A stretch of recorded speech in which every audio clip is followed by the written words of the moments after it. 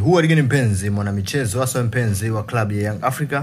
Leo tupo na taarifa kubwa za usajili kuhusiana na klabu ya kupendwa ya Young Africa. Lakini kama ndo mara ya kwanza unafika katika channel hii, usahau kusubscribe, na tunakwenda kuzungumzia dili la mchezaji huyu hapa ambaye anajiunga na klabu ya Young African.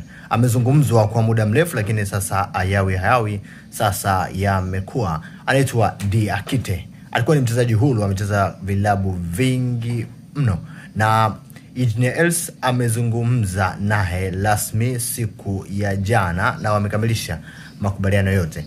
Kama atatoka katika timu ya taifa, atajiunga na klabu ya Young Africa, lakini kwanza atakuja moja kwa moja Dar es Salaam. Atasubiri mpaka ile likizo ya pre-season, ile likizo ya msimu ikamilike, ndo atajiunga na klabu ya Young Africa. Na hii ni taarifa njema kwa kuwa klabu ya Young African wamekamilisha usajili wa kiungo namba 6 ambaye anakuja kusaidizana na Aridi Aucho.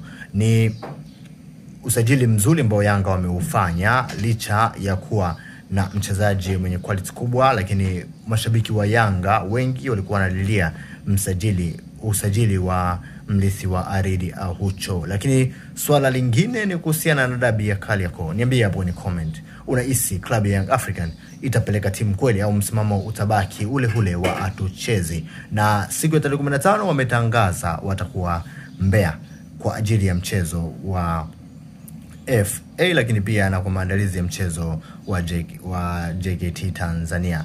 Na yapi maoni yako kuhusiana na maswala ya dabi ya Kariakoo? Niambie kwenye comment hapo. Lakini wewe ni shabiki wa Yanga kutokea maeneo gani? Asante.